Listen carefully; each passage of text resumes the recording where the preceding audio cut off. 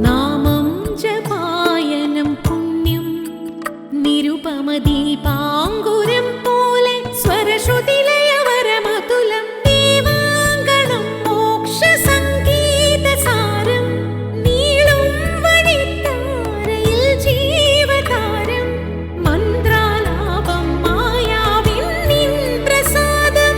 ദീപം ദീപം ദീപം.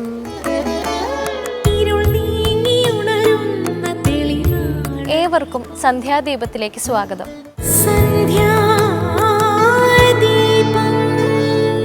33 ദേവന്മാരിൽ വിശ്വസിച്ചാലും നിങ്ങൾക്ക് നിങ്ങളിൽ തന്നെ വിശ്വാസമില്ലെങ്കിൽ ഒരു പ്രയോജനവുമില്ല. നിങ്ങളിൽ വിശ്വസിക്കുക, സത്യത്തിനു വേണ്ടി നിലകൊള്ളുക, കരുത്തായിരിക്കുക. ഇതാണ് വേണ്ടത്. വിശുദ്ധി, ക്ഷമ, സ്ഥിരോത്സാഹം ഇവയാണ് വിജയത്തിലേക്കുള്ള കാരണങ്ങൾ. എല്ലാത്തിനും പുറമെ സ്നേഹവും ശുദ്ധമായ സംഗീതം മനസ്സിൽ ശാന്തിയും സമാധാനവും പകർന്നു തരും. അശാന്തമായ മനസ്സിനെ അതിൻ്റെ മാന്ത്രിക സ്പർശത്താൽ ആശ്വസിപ്പിക്കും. ഇതോടൊപ്പം പ്രതീക്ഷ ഉണർത്തുകയും ചെയ്യുന്നു. ഇനി ഇന്നത്തെ സന്ധ്യാനാമം കേൾക്കാം.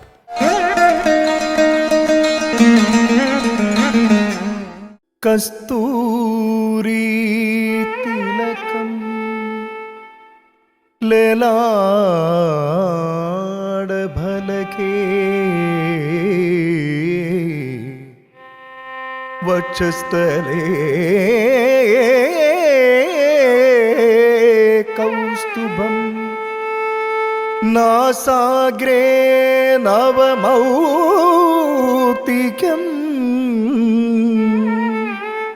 കരതലേ വേണും കരേ കങ്കണം സർവാഗേ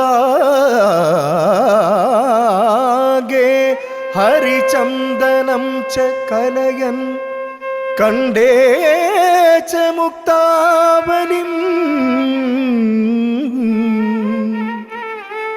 ഗോപസ്ത്രീ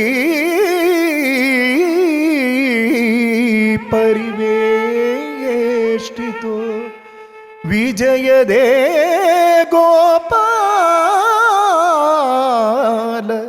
ചൂടാമണിം ഗോപാല ചൂടാമണിം കൃഷ്ണ കൃഷ്ണ കൃഷ്ണ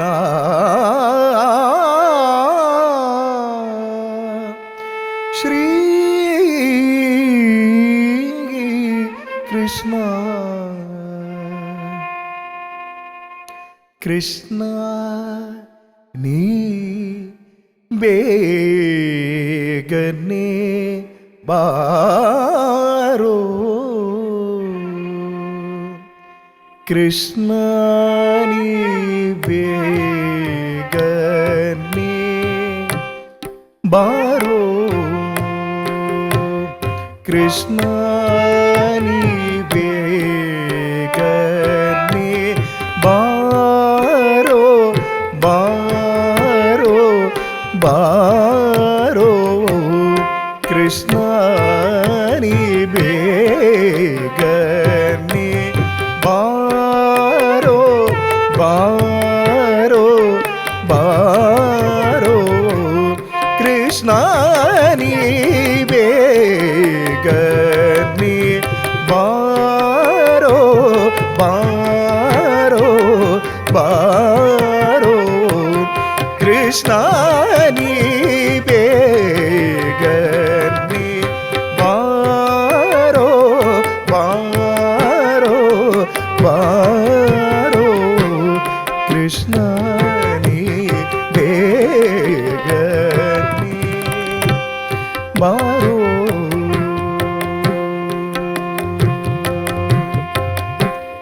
വേഗനെ ബാരോ മുഖവന്നെ തോരോ വേഗനെ ബാരോ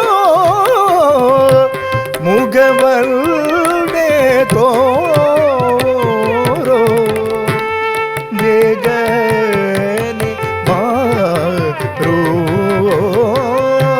മുഖ മുഖവന്നെ തോരോ വേഗനെ ബാരോ മുഖവന്നെ തോരോ കൃഷ്ണ നീ വേഗനെ ബാരോ ബാരോ ബാരോ കൃഷ്ണ നീ വേഗനെ ബാരോ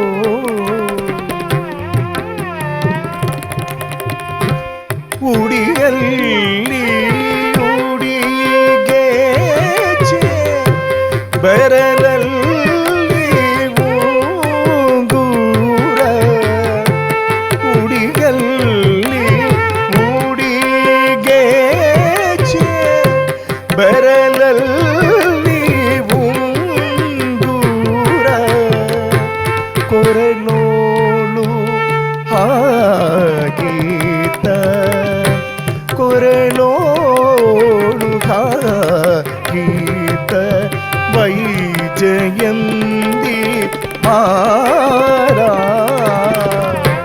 ಕೊರಳೋಳು ಹಾಗೀತ ವೈಜಯಂತಿ ಮಾರಾ ಕೃಷ್ಣ ನೀ ಬೇಗನೆ ಬಾರೋ ಬಾರೋ ಬಾರೋ ಕೃಷ್ಣ ನೀ ಬೇಗನೆ ಬಾರೋ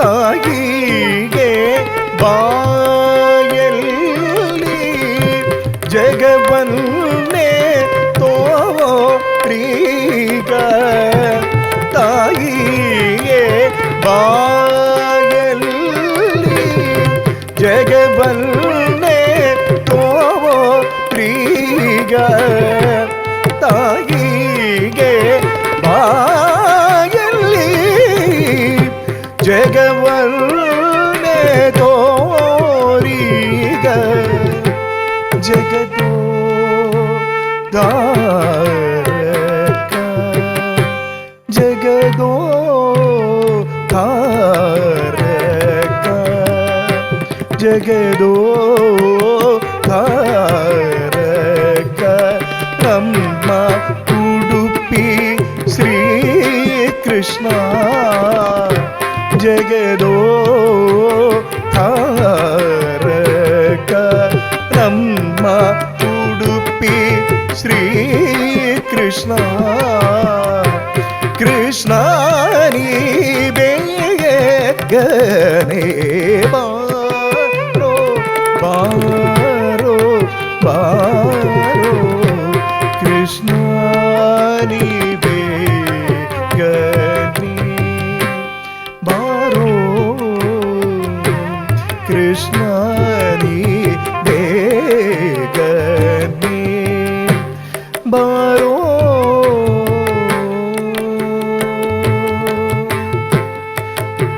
ಕೃಷ್ಣ ಕೃಷ್ಣ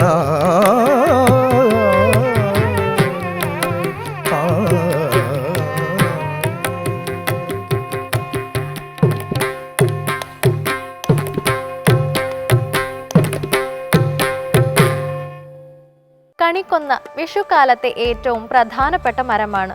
കൊന്നയ്ക്ക് ആ പേര് വന്ന കഥ ത്രേതായുഗത്തിലെ ബാലിവധവുമായി ബന്ധപ്പെട്ട് കിടക്കുന്നു. ഈ മരത്തിൽ സ്വർണവർണ്ണത്തിൽ പൂക്കളുണ്ടായ കഥ ഗുരുവായൂർ ക്ഷേത്രവുമായി ബന്ധപ്പെട്ട് കിടക്കുന്നു. ഇന്ന് നമുക്ക് കണിക്കൊന്നയുടെ കഥകൾ കഥയമമ്മയിലൂടെ കേൾക്കാം. എല്ലാവർക്കും ഹൃദയം നിറഞ്ഞ നമസ്കാരം. കഥയമമ്മയുടെ ഇന്നത്തെ അധ്യായത്തിലേക്ക് എല്ലാവർക്കും ഹാർദമായ സ്വാഗതം. വിഷുക്കാലമാണ്. വിഷു എന്ന് പറയുമ്പോൾ തന്നെ നമ്മുടെ മനസ്സിലേക്ക് വരുന്ന ഒരുപാട് ചിത്രങ്ങളുണ്ട് അല്ലേ? അതിലേറ്റവും ഒന്നാമത്തെ ചിത്രം എന്ന് പറയുന്നത് സംശയമൊന്നുമില്ല, വിഷുക്കണിയാണ്. ആ വിഷുക്കണിയുടെ ഏറ്റവും പ്രധാനപ്പെട്ട ഭാഗം ഏതാണ് എന്ന് ചോദിച്ചു കഴിഞ്ഞാൽ കൃഷ്ണവിഗ്രഹം എന്ന് പറയുന്ന ആൾക്കാരുണ്ടാവും, കണ്ണാടി എന്ന് പറയുന്ന ആൾക്കാരുണ്ടാവും, കൈനീട്ടം എന്ന് പറയുന്ന ആൾക്കാരുണ്ടാവും. ഇതൊക്കെ അവിടെ ഉണ്ടെങ്കിലും ഈ ഒരു വസ്തു ഇല്ലാതെ കണി എന്ന് പറയുന്നത് പൂർണ്ണമാവില്ല. അത് മറ്റൊന്നും തന്നെ ഇല്ല. എല്ലാവർക്കും ഇപ്പോഴെന്നെ മനസ്സിലായിട്ടുണ്ടാവും. ആ കൊന്നപ്പൂക്കൾ, കണിക്കൊന്ന എന്ന് നമ്മൾ വിളിക്കുന്ന നമ്മുടെ കേരളത്തിൻ്റെ ഔദ്യോഗിക പുഷ്പമായിട്ടുള്ള ആ കണിക്കൊന്നയാണ്. ഇന്നേ ദിവസം ആ കണിക്കൊന്നയെക്കുറിച്ചിട്ടുള്ള ഒരു നാടോടി കഥയാണ് കഥയമമ്മയിൽ നമ്മൾ പരിചയപ്പെടുന്നത്. ആ കഥയിലേക്ക് നമുക്ക് പതുക്കെ കിടക്കാം. നമുക്ക് വിഷു എന്ന് പറയുന്നത് ആത്യന്തികമായിട്ട് ഒരു കാർഷികോത്സവം കൂടിയാണ്. ഇതൊരു കാലാവസ്ഥയുടെ കൂടി ഉത്സവമാണ്. സൂര്യനാണ് ഇതിലെ പ്രധാനപ്പെട്ട പരിഗണനാ വിഷയം. സൂര്യൻ്റെ ഗതിമാറ്റം, സൂര്യൻ്റെ ചലനം, ഇതിനെയൊക്കെ തന്നെ ആഘോഷങ്ങളാക്കി അതിനെ ആചരിച്ചിരുന്നൊരു തലമുറ നമുക്ക് മുമ്പ് ഈ ഭാരതത്തിൽ ജീവിച്ചിരുന്നു. അവരുടെ പ്രത്യക്ഷ ദൈവമായിരുന്നു സൂര്യൻ. സൂര്യൻ ദേവൻ എന്ന് നമ്മൾ പുരാണങ്ങളിലൊക്കെ വായിക്കുന്നുണ്ടെങ്കിലും നമുക്ക് കാണാൻ പറ്റുന്ന ഒരേ ഒരു ഈശ്വര സങ്കല്പം എന്ന് പറയുന്നത് സത്യം പറഞ്ഞു കഴിഞ്ഞാൽ സൂര്യനാണ്. അദ്ദേഹത്തെ നമുക്ക് ഈ പ്രപഞ്ചത്തിൽ എപ്പോഴും കാണാനുള്ളൊരു അവസരമുണ്ട്. പ്രഭാത സമയങ്ങളിലൊക്കെ തന്നെ നേരിട്ട് അദ്ദേഹത്തോട് സംവദിക്കാനുള്ള അവസരമുണ്ട്. ഗായത്രി ഉൾപ്പെടെയുള്ള മന്ത്രങ്ങൾ അദ്ദേഹത്തെ ധ്യാനിച്ചുകൊണ്ടാണ് നമ്മൾ ചൊല്ലുന്നത്. ഇതൊക്കെ നമുക്കറിയാം. അങ്ങനെയുള്ള ആ ഭഗവാന്റെ നിരവധിയായിട്ടുള്ള ചലനങ്ങൾ നമ്മുടെ കാർഷിക സംസ്കാരത്തെ സ്വാധീനിക്കുമായിരുന്നു. അതുകൊണ്ട് തന്നെ അതൊക്കെ തന്നെ നമ്മുടെ ആഘോഷങ്ങളായിട്ട് മാറി. അത്തരത്തിലുള്ളൊരു ആഘോഷമാണ് സത്യം പറഞ്ഞ വിഷു. പകലും രാത്രിയും തുല്യമായിട്ടുള്ള ദിവസം എന്നും അതിനർത്ഥമുണ്ട്.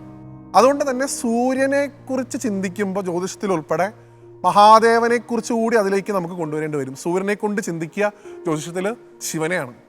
അപ്പോൾ സൂര്യനും ശിവനും ഒരുപോലെ പ്രിയപ്പെട്ട ഒരു പുഷ്പം, അത് വിഷ്ണുവിനും കൂടെ പ്രിയപ്പെട്ടതായി, അതാണ് കണിക്കൊന്ന എന്നാണ്. അതുകൊണ്ട് തന്നെ ആ കണിക്കൊന്ന ഇല്ലാത്തൊരു കണിയെ മലയാളികൾക്ക് സങ്കല്പിക്കാൻ സാധിക്കില്ല. അതുകൊണ്ട് തന്നെ ആ കണിക്കൊന്നയ്ക്ക് പുറകിലുള്ള കഥ, പല കഥകളും നമ്മൾ കേൾക്കുന്നുണ്ട്. ഭഗവാൻ ശ്രീരാമസ്വാമി ഈ പറഞ്ഞ ബാലി എന്ന് പറയുന്ന ഒരു വാനരനെ ഒളിയം പെയ്ത് കൊല്ലാനായി ഒരു മരത്തിൻ്റെ പുറകിൽ ഒളിച്ചുവെന്നും അതുകൊണ്ട് കൊല്ലാനായി തിരഞ്ഞെടുത്ത മരം, കൊല്ലാനായി ഒളിക്കാനായി തിരഞ്ഞെടുത്ത മരം ആയതുകൊണ്ട് അതിനെ കൊന്ന മരം എന്നൊക്കെ വ്യാഖ്യാനം പറയാറുണ്ട്. ഇതൊക്കെ ഓരോ നാടോടി കഥകളായിട്ട് മാത്രം കണ്ട് അതിൻ്റെ മനോഹാരിത ആസ്വദിക്കുക, അല്ലാതെ അതിൻ്റെ പുറകിലുള്ള തത്വാംശമൊന്നും ഇതിൽ നമ്മൾ കണ്ടുപിടിക്കാൻ പോകണ്ട. അങ്ങനെയുള്ള കൃഷ്ണനുമായിട്ട് സംബന്ധിക്കുന്ന ഒരു കഥയാണ് ഇന്നേ ദിവസം നമ്മൾ സംസാരിക്കാൻ പോകുന്നത്. ഇതൊരു കുട്ടിയുടെ കഥയാണ്. ഒരു ഗ്രാമത്തിൽ ഉണ്ണി എന്ന് വിളിക്കപ്പെടുന്ന ഒരു കുട്ടി താമസിച്ചിരുന്നു. അവനും അവൻ്റെ അമ്മയും മാത്രമാണ് അവിടെ ഉണ്ടായിരുന്നത്. അച്ഛൻ ചെറുപ്പത്തിലെ മരണപ്പെട്ടിരുന്നു. അമ്മയാണ് ആ കുട്ടിയെ വളർത്തി വലുതാക്കിയിരുന്നത്. അമ്മ എല്ലാ ദിവസവും ആ കുട്ടിയെ അവിടെ ഒരു കൃഷ്ണൻ്റെ അമ്പലം ആ നാട്ടിലുണ്ട്, അവിടെ കൊണ്ടുപോയി നമസ്കരിപ്പിക്കും, പ്രാർത്ഥിക്കും. ആ കുട്ടിക്ക് സനാതനധർമ്മത്തിലുള്ള നാമജപത്തിൻ്റെ പ്രാധാന്യവും ക്ഷേത്ര ദർശനത്തിൻ്റെ പ്രാധാന്യമൊക്കെ ഈ അമ്മ പറഞ്ഞു കൊടുക്കും. അങ്ങനെ വളരും തോറും ഈ കുട്ടിയുടെ ഉള്ളിൽ കൃഷ്ണഭക്തി കൂടി വന്നു എന്നാണ്. പക്ഷേ വളരും തോറും മറ്റൊരു കാര്യം കൂടി അവരുടെ കുടുംബത്തിൽ കൂടി വന്നിരുന്നു. മറ്റൊന്നും തന്നെയല്ല, ദാരിദ്ര്യം. പണത്തിന് വലിയ ബുദ്ധിമുട്ടായിരുന്നു. പല സമയത്തും പട്ടിണിയായിരുന്നു ഉണ്ണി. അതുകൊണ്ട് തന്നെ തൻ്റെ വിഷമങ്ങളൊക്കെ ഭഗവാനോട് പറയുക എന്നുള്ളൊരു ആശ്വാസം മാത്രമാണ് ആ കുട്ടിക്ക് ഉണ്ടായിരുന്നത്. അതുകൊണ്ട് ഇടയ്ക്കിടയ്ക്ക് കൃഷ്ണൻ്റെ അമ്പലത്തിൽ പോയി ഭഗവാനോട് ഈ കുട്ടി സംസാരിക്കും. ഇങ്ങനെ ഓരോ തവണയും ഭഗവാനോട് സംസാരിക്കുന്ന ആ ഉണ്ണിയുടെ മുമ്പിൽ ഒരു തവണ സാക്ഷാൽ ഭഗവാൻ ഗുരുവായൂരപ്പൻ ഒരു കുട്ടിയുടെ രൂപത്തിൽ പ്രത്യക്ഷപ്പെട്ടു എന്നാണ്. എന്നിട്ട് ഭഗവാൻ ആ കുട്ടിയോട് ചോദിച്ചുത്രേ, ഉണ്ണി കുറേ നാളായിട്ട് തൻ്റെ ബുദ്ധിമുട്ടുകളൊക്കെ എന്നോട് പറയുന്നുണ്ടല്ലോ, ഒരു കാര്യം ചെയ്യൂ, ഞാനൊരു സാധനം തരാം, അതുകൊണ്ട് തൽക്കാലം നിങ്ങളുടെ ദാരിദ്ര്യമൊക്കെ മാറ്റാം എന്ന് പറഞ്ഞുകൊണ്ട് ഭഗവാൻ തൻ്റെ അരയിലുണ്ടായിരുന്ന ആ പൊന്നരഞ്ഞാണം ഊരി ആ കുട്ടിക്ക് കൊടുത്തു എന്നാണ്. ഇത് അമ്മ ഏൽപ്പിച്ചോളൂ, ഞാൻ തന്നതാണെന്ന് പറഞ്ഞോളൂ, ഇതുകൊണ്ട് നിങ്ങളുടെ ദാരിദ്ര്യം മാറും എന്ന് പറഞ്ഞ് അനുഗ്രഹിച്ചു. കുട്ടിയാണെങ്കിൽ ഭഗവാനെ കണ്ട സന്തോഷത്തിലും അരഞ്ഞാണം കിട്ടിയ സന്തോഷത്തിലും വീട്ടിലേക്ക് ഓടി അമ്മയോട് പറഞ്ഞു, ഇതെനിക്ക് എൻ്റെ കൃഷ്ണൻ തന്നതാണ്. അമ്മയ്ക്ക് ആദ്യം വിശ്വാസമൊന്നും ആയില്ല. ഈ കുട്ടി ഇനി പിടുത്തോണ്ടെന്നതാണെന്നൊക്കെ തോന്നി. അമ്മയോട് സത്യം ചെയ്തു പറഞ്ഞു, അമ്മയാണ് സത്യം, ഇതെനിക്ക് ഭഗവാൻ തന്നതാണ്, ഇത് ഞാൻ മോഷ്ടിച്ചതല്ലാന്ന്. ഈ കുട്ടിയുടെ കയ്യിൽ ഈ അരഞ്ഞാണം വന്നതിനെ വളരെയധികം ഭക്തിയോട് കൂടിയിട്ടാണ് ആ അമ്മ കണ്ടത്. എൻ്റെ മോൻ്റെ നിഷ്കളങ്കമായിട്ടുള്ള ഭക്തി ഭഗവാൻ മനസ്സിലാക്കിയതുകൊണ്ട് സമ്മാനമായിട്ട് തന്നതാണെന്ന് പറയുകയും ചെയ്തു. പക്ഷേ ആ കുട്ടിയുടെ കയ്യിൽ ആ അരഞ്ഞാണം കണ്ട മറ്റുള്ള ഗ്രാമവാസികൾ മുഴുവൻ ആ കുട്ടി അത് വിഗ്രഹത്തിൽ നിന്ന് മോഷ്ടിച്ചതാണെന്ന് കരുതി. പിറ്റേ ദിവസം ഭഗവാന്റെ നട തുറന്നപ്പോൾ ദൗർഭാഗ്യവശാൽ ആ വിഗ്രഹത്തിൽ ചാർത്തിയിരുന്ന അരഞ്ഞാണം അവിടെ കാണാനും ഉണ്ടായിരുന്നില്ല. ഉടനെ തന്നെ എല്ലാവരും കൂടെ ചേർന്ന് ഈ കുട്ടിയെ കുറ്റാരോപിതനാക്കാൻ ശ്രമിക്കുന്നു. മോഷ്ടാവെന്ന് വിളിക്കുന്നു, കള്ളനെന്ന് വിളിക്കുന്നു. എല്ലാവരും കൂടെ ചേർന്ന് അവനെ പിടിച്ചു കെട്ടി ആ ക്ഷേത്രത്തിൻ്റെ മുമ്പിൽ കൊണ്ടുവന്നു എന്നാണ്. അവിടെ വന്നപ്പോൾ ഭഗവാന്റെ വിഗ്രഹത്തിലേക്ക് നോക്കിയിട്ട് ആ കുട്ടി ഉറക്കെ കരഞ്ഞുകൊണ്ട് പറഞ്ഞു, ഭഗവാനെ, ഇത് അങ്ങാണ് എനിക്ക് തന്നതെന്ന് നമുക്ക് രണ്ടുപേർക്കും അറിയുള്ളൂ. അതിനെന്തെങ്കിലും ഒരു സാക്ഷ്യം, അങ്ങാണ് ഇതെനിക്ക് തന്നതെന്ന് ഇവർക്കെല്ലാവർക്കും ബോധ്യപ്പെടുന്ന തരത്തിൽ എന്തെങ്കിലും ഒരു സാക്ഷ്യം അങ്ങ് നൽകണേ ഭഗവാൻ എന്ന് പ്രാർത്ഥിച്ചുകൊണ്ട് തൻ്റെ കയ്യിലുണ്ടായിരുന്ന ആ പൊന്നരങ്ങാണത്തെ ആ കുട്ടി മുകളിലേക്ക് എറിഞ്ഞു എന്നാണ്. അത് ആ ക്ഷേത്ര സന്നിധിയിൽ വളർന്നുകൊണ്ടിരുന്ന ഒരു മരത്തിൻ്റെ മുകളിലേക്ക് ചുറ്റി വളയപ്പെട്ട് കിടക്കുകയും ആ മരം മുഴുവൻ മഞ്ഞ നിറത്തിലുള്ള ഭഗവാന്റെ കിങ്ങിണി പോലുള്ള പൂക്കളുള്ള അതിമനോഹരമായിട്ടുള്ള കൊന്നപ്പൂക്കൾ നിറഞ്ഞ ഒരു മരവുമായി മാറി. ഭഗവാൻ സാക്ഷ്യപ്പെടുത്തി ഇത് ഞാൻ തന്നെ അവന് സന്തോഷമായിട്ട് കൊടുത്തതാണെന്ന് അവിടെ കണ്ട ആൾക്കാർക്ക് മുഴുവൻ ഭഗവാൻ തെളിവ് കാണിച്ചു കൊടുത്തു എന്നുമാണ് ആ നാടോടി കഥയിൽ പറയുന്നത്. അതിൻ്റെ സന്തോഷത്തിന് വേണ്ടി ആ കുട്ടി കൃഷ്ണവിഗ്രഹത്തിനോടൊപ്പം ആ കണിക്കൊന്ന കൂടി ചേർത്ത് വെച്ചു അന്നേ ദിവസം എന്നാണ്. അങ്ങനെയാണത്രേ കണിക്കൊന്ന എന്ന് വിളിക്കപ്പെടുന്ന ആ ദിവ്യ പുഷ്പം നമ്മുടെയൊക്കെ സംസ്കാരത്തിൻ്റെ ഭാഗമായിട്ട് മാറിയത് എന്നാണ്. ഇപ്പൊ നോക്കൂ, കണിക്കൊന്ന എന്ന് വിളിക്കപ്പെടുന്ന ആ പുഷ്പം വേനൽക്കാലത്ത് പൂക്കുന്നതാണ്. അതിനൊരു പ്രത്യേകതയായിട്ട് പറയുക, ഇലകളൊക്കെ പൊഴിഞ്ഞു കളഞ്ഞാലും പൂക്കൾ അതിൽ അവശേഷിക്കുന്നതാണ്. ആ മനോഹരമായിട്ടുള്ള പൂക്കൾ കാണുമ്പോൾ തന്നെ ഈ മീനച്ചൂടിലും മേടച്ചൂടിലൊക്കെ നമ്മൾ അനുഭവിക്കുന്ന ചൂട് പോലും ഒന്ന് തണുത്ത് നമ്മുടെ മനസ്സ് ആ ഭഗവാന്റെ പൊന്നരഞ്ഞാണം പോലെ മനോഹരമായി തീരുന്നതാണ്. അതുകൊണ്ട് നല്ല കാഴ്ചകൾ കണ്ട് നല്ല ചിന്തകളോടുകൂടി ഒരു പുതിയ വർഷം തുടങ്ങാൻ നമുക്ക് സാധിക്കട്ടെ. എല്ലാവർക്കും ഭഗവാൻ ഗുരുവായൂരപ്പൻ്റെ ആ കിങ്ങിണി കൊന്നപ്പൂക്കളായി കാണാൻ സാധിക്കട്ടെ എന്ന് ഭഗവാനോട് പ്രാർത്ഥിച്ചുകൊണ്ട് ഈ വിഷുക്കാലത്ത് നിങ്ങളെല്ലാവരെയും കണിക്കൊന്നയുടെ ഒരു നാടോടി കഥ നിങ്ങളിലേക്ക് എത്തിക്കാൻ സാധിച്ചതിലുള്ള സന്തോഷം കൂടെ പങ്കുവെച്ചുകൊണ്ട് മറ്റൊരു കഥയുമായി വീണ്ടും കാണാം. എല്ലാവർക്കും നന്ദി, നമസ്തേ. ഇന്ന് ചൊവ്വാഴ്ച, ദേവീ പ്രീതിക്ക് ഉത്തമമായ ദിവസമാണ്. ഓം സർവമംഗളമംഗല്യേ ശിവേ സർവാർത്ഥസാധികേ ശരണ്യേ ത്രയംബകേ ഗൗരി നാരായണീ നമോസ്തുതേ. ഇനി ഇന്നത്തെ ദീപാരാധന കാഴ്ചയ്ക്കായി ക്ഷേത്രാങ്കണത്തിലേക്ക് പോകാം.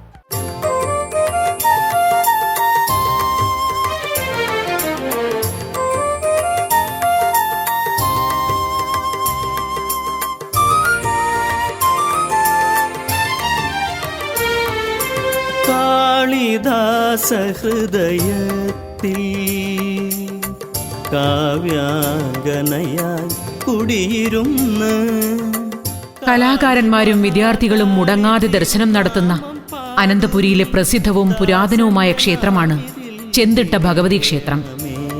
അമൃതാക്ഷരപൂവായി വിരിയണമേ. തിരുവനന്തപുരം തമ്പാനൂർ റെയിൽവേ സ്റ്റേഷനോട് ചേർന്ന് തെക്കുഭാഗത്താണ് ചെന്തിട്ട ദേവീക്ഷേത്രം.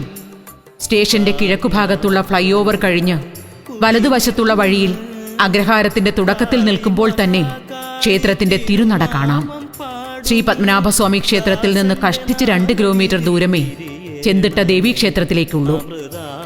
യുവതിയുടെ ഭാവമാണ് ചെന്തിട്ട ദേവിക്ക്. ചെം എന്ന പദത്തിന് ചുവപ്പ് നിറമെന്നും മനോഹരമായതെന്നും അർത്ഥമുണ്ട്. സുന്ദരിയായ ദേവിയുടെ മനോഹരമായ ഇരിപ്പിടം എന്ന അർത്ഥത്തിലാണ് ചെന്തിട്ട ആയതെന്നാണ് പഴമക്കാർ പറയുന്നത്. എന്നാൽ ചെമ്മൺ തിട്ടയാണ് കാലാന്തരത്തിൽ ചെന്തിട്ടയായി തീർന്നതെന്ന പക്ഷവുമുണ്ട്. വൃത്താകൃതിയിൽ കുടിയിരിപ്പിന് സൗകര്യപ്രദമായ ഉയർന്ന സ്ഥലത്തിനാണ് പൊതുവെ തിട്ട എന്ന് പറയുന്നത്. കഥനവാത്മീകത്തിൽ തപസിരിപ്പൂ. ദീർഘചതുരാകൃതിയിലുള്ള ശ്രീകോവിൽ പൂർണ്ണമായും കരിങ്കല്ലിൽ നിർമ്മിച്ചിരിക്കുന്നു. നൂറ്റാണ്ടുകൾ പഴക്കമുള്ള മുഖമണ്ഡപത്തെ ശില്പങ്ങൾ ആകർഷണീയമാണ്. ഇതിനോട് ചേർന്ന് തന്നെയാണ് നമസ്കാര മണ്ഡപവും. ശ്രീകോവിലിന്റെ ഗോപുരത്തിൽ തമിഴ് സ്വാധീനമുള്ള സംഘകാല നിർമ്മിതികളെ ഓർമ്മപ്പെടുത്തുന്ന ശില്പങ്ങൾ കൊണ്ട് നിറഞ്ഞതാണ്. ആദിഗുരുവായ ദക്ഷിണാമൂർത്തി, ശ്രീമുരുകൻ തുടങ്ങി എല്ലാ ഈശ്വരഭാവങ്ങളും ആവാഹിച്ച ശില്പങ്ങളാണ് ക്ഷേത്രഗോപുരത്തിൽ. കിഴക്കുഭാഗത്ത് നിന്നാണ് ഭക്തർ ശ്രീകോവിലിനുള്ളിലേക്ക് കടക്കുന്നത്. പക്ഷേ ദേവിയുടെ ദർശനം വടക്കോട്ടാണ്. ചതുർബാഹുവായ ഭദ്രകാളി പ്രതിഷ്ഠയാണ് ചെന്തിട്ടയിൽ. ഭദ്രകാളി സങ്കല്പത്തിലാണ് പൂജാതി കർമ്മങ്ങളെല്ലാം. ശ്രീകോവിലിനുള്ളിൽ തിടമ്പള്ളിയോട് ചേർന്നാണ് ഗണപതി പ്രതിഷ്ഠ. മറ്റ് ക്ഷേത്രങ്ങളിലൊന്നും കാണാത്ത പ്രത്യേകതയാണിത്. പ്രധാന ക്ഷേത്രത്തിന്റെ പടിഞ്ഞാറു ഭാഗത്ത് കരിങ്കല്ലിൽ ശില്പാലങ്കൃതമായ മറ്റൊരു ശ്രീകോവിലുണ്ട്. കിഴക്ക് ദർശനമായി ശിവലിംഗമാണ് ഇവിടത്തെ പ്രതിഷ്ഠ.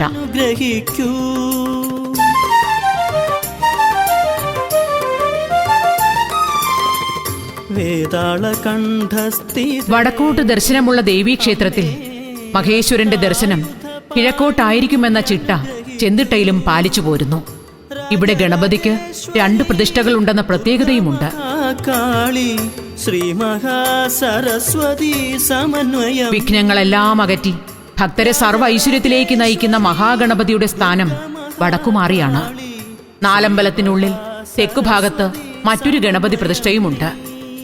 ചുറ്റമ്പലത്തിനുള്ളിൽ ബാലമുരുകനും ശ്രീകൃഷ്ണനും ശാസ്താവും പ്രത്യേക പ്രതിഷ്ഠയും ക്ഷേത്രത്തിലുണ്ട്. ദാസഹൃദയത്തിൽ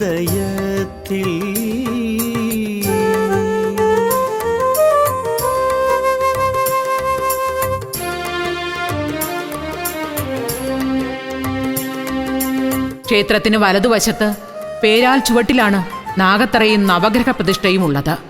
കൂടാതെ തെക്കുഭാഗത്ത് നാലമ്പലത്തിന് പുറത്ത് ആങ്കോലത്തറയിൽ മാടസ്വാമി അഥവാ കാവൽ മൂർത്തിയും കുടികൊള്ളുന്നു. കിഴക്കുഭാഗത്ത് രക്ഷസിനും പ്രതിഷ്ഠയുണ്ട്. മുഖ്യക്ഷേത്രങ്ങളിൽ കാണുന്ന എല്ലാ ക്ഷേത്രഭാഗങ്ങളും ചെന്തിട്ട ദേവീക്ഷേത്രത്തിലുമുണ്ട്. ദേവി സത്വഗുണനിധി നീയമ്മേ, ഈ ജന്മസായുജ്യം നേടുവാൻ നിൻ പുണ്യ ദർശനമം. സകല കലാദേവതയായ ദേവിയുടെ 9 ഭാവ പൂജകൾ കൊണ്ട് അനന്തപുരിയെ ഭക്തിസാന്ദ്രമാക്കുന്നതാണ് നവരാത്രി കാലം. ലളിതാ പരമേശ്വരി മാമപരാധിനമംബികേ ശ്രീലളിതേ മൂകാംബികേ.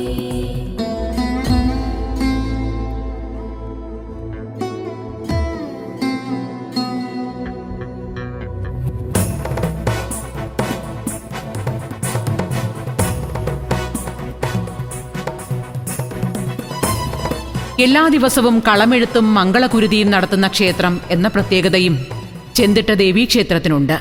ദിവസവും കളമെഴുത്തും മംഗളകുരുതിയും നടക്കുന്ന 2 ക്ഷേത്രങ്ങളെ കേരളത്തിലുള്ളൂ. ചെന്തിട്ടയിലും പിന്നെ ചോറ്റാനിക്കര ഭഗവതി ക്ഷേത്രത്തിലുമാണത്.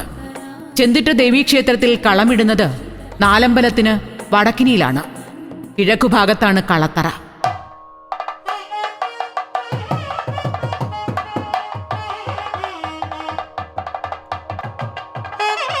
കുരുതി തർപ്പണം മണ്ഡപത്തിൽ ആചാരവിധിപ്രകാരം നടത്തിവരുന്നു.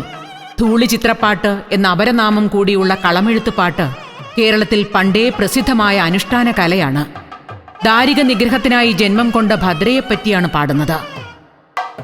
കളവും ഭദ്രയുടേതു തന്നെ.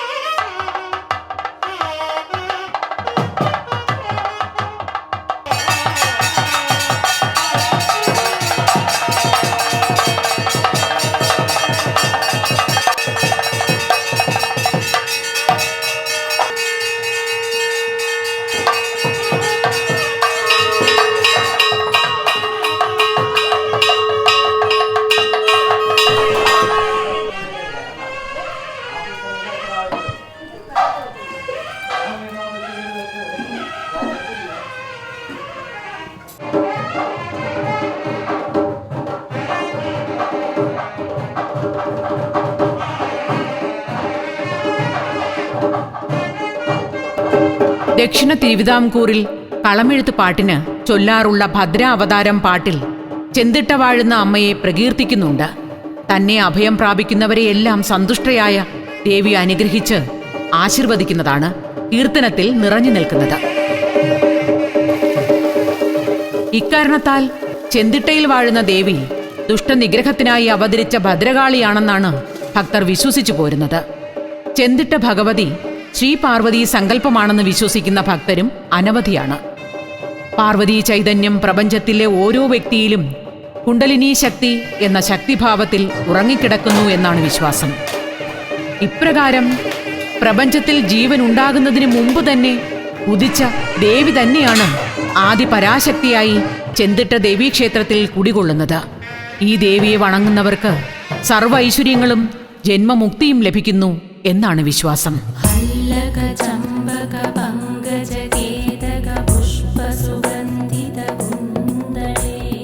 മനുഷ്യൻ പല കാര്യങ്ങളും സമയം കഴിഞ്ഞാൽ മറക്കും. പക്ഷേ ഓരോ വാക്കും ഓരോ പ്രവൃത്തിയും ജീവിതത്തിൻ്റെ ഏതെങ്കിലും ഒരു വഴിയിൽ തിരിച്ചെത്തും.